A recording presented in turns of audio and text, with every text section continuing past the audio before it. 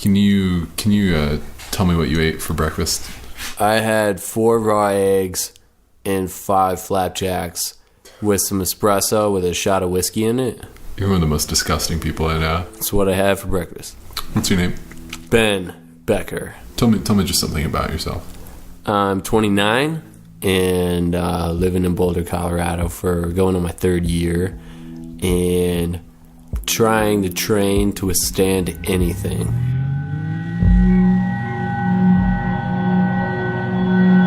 This is a weird story. You ready? Yeah. How true is this? Scale 1 to 10. Scale of 1 to 10, 8. Okay. All right. I was living in Pumpkin Town, South Carolina. Real place.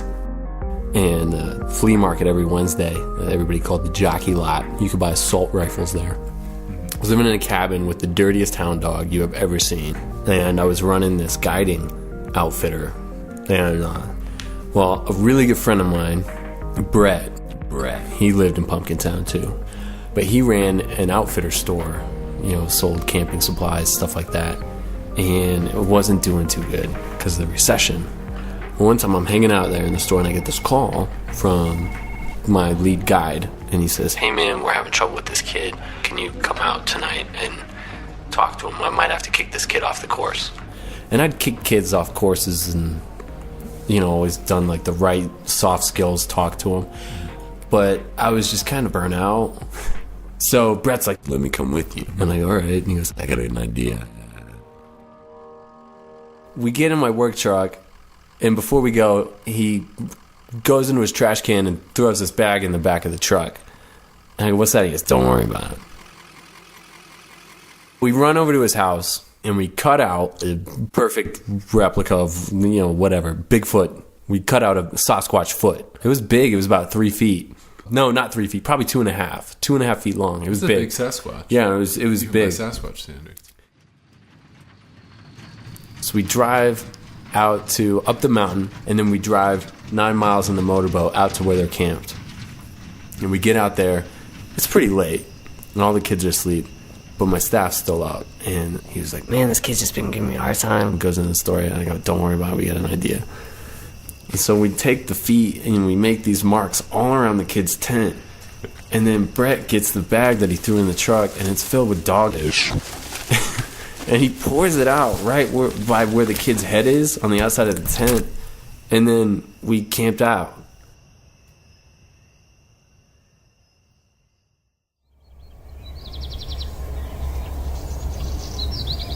And in the morning, we wake up and we're out there, and the kid is awake, and he's not freaking out like I thought he'd be freaking out. Instead, he has this look on his face of like sheer awe.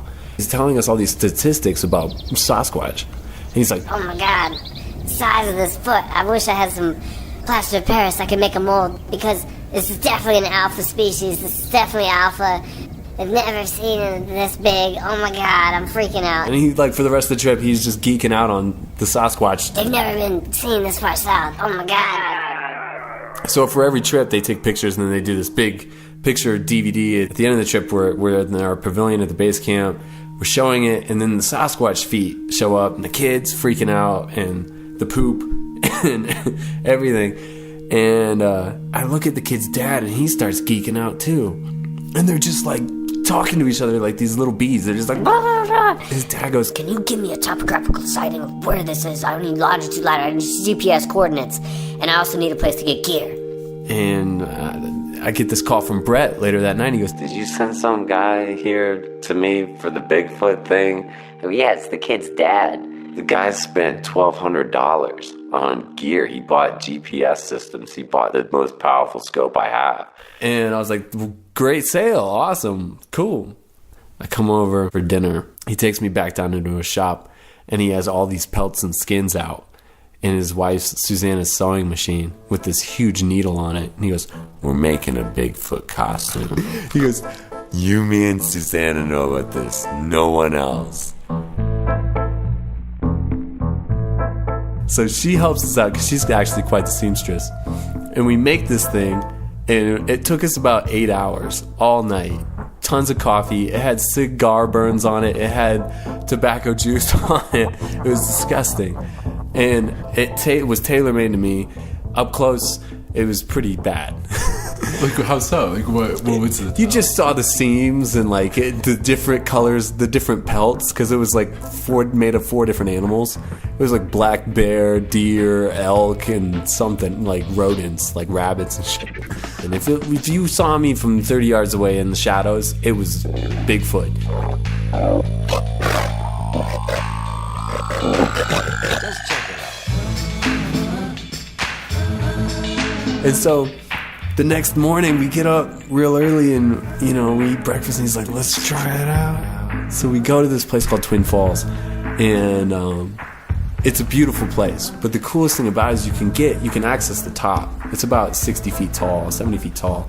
You can access the top, and everybody else is down below. So I get up there early in the morning, and I get to the top of the falls, and I kind of stand up, and I look over, and it takes about 2 minutes, and then someone screams, and they go, and I make this like surprise motion, and I go like this. I was like, and then I vanish. And then Brett picks me up down the road on an access trail. Then we do like 2 or 3 more that morning, like on different trails. Can I interrupt you here? Yeah, Did you ever worry about getting shot? we'll get to that.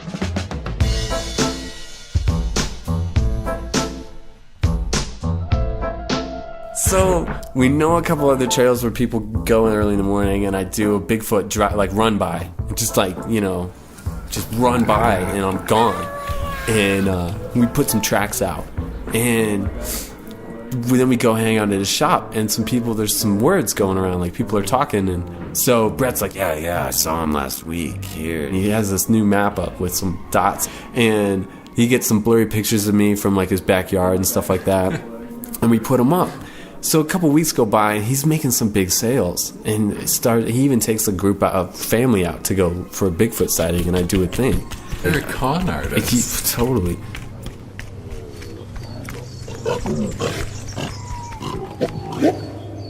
This whole thing's going down, and our friend Curtis, who lives on top of this mountain with the most untrained dog in the world named Motley Crue John Bon Jovi. It dug holes everywhere. It peed inside. It was a disgusting dog.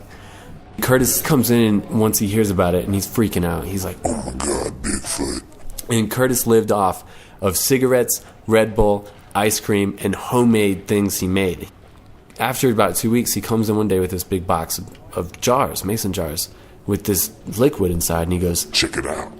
I'm gonna make some money on this Sasquatch thing too. And he puts it down on Brett's thing, and he goes, Can I sell this here?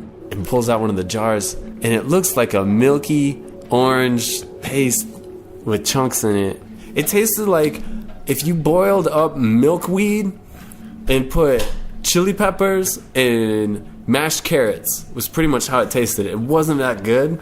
It's Squatch sauce. It's Sasquatch split up and flipped. Quatch sauce. Sasquatch. It's hot sauce made from real Sasquatch juice.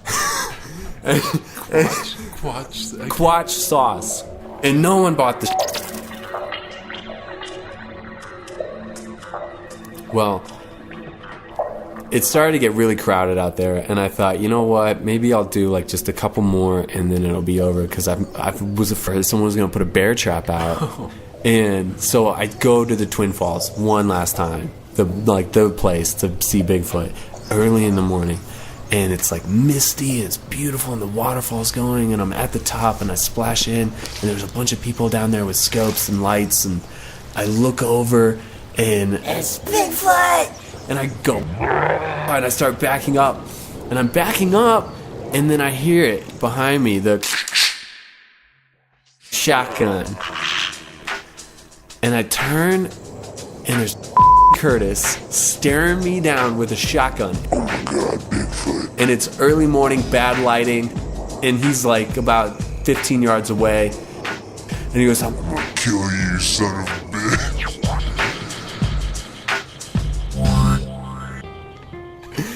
And right before he fired, Out of nowhere, Motley Crue John Bon Jovi comes out of the woods in the air, gets me by the head like full force, this 80-pound dog, and wrestles me to the ground and starts pulling on the top of the mask.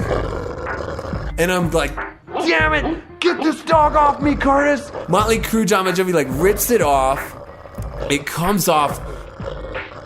Curtis still has his gun pointed at me, and I see this look on his face, and it's just sheer disappointment. It's just really let down. This is how he looks. And he goes, It was you all the time? That's pretty smart. Brett's been making a lot of money. and then he kind of helps me up. I look down, Motley Crue John Bon Jovi's tearing my mask to shreds, and we hear like all this hubbub down below. And he helps me out of my Bigfoot suit. We wad it up and put it in my backpack, and we start getting out of the way before anybody can hike up there. And he's like got his arm over my shoulder, and he's just chuckling. He's like, Son of a, I almost shot you, man. Damn, that was good looking suit.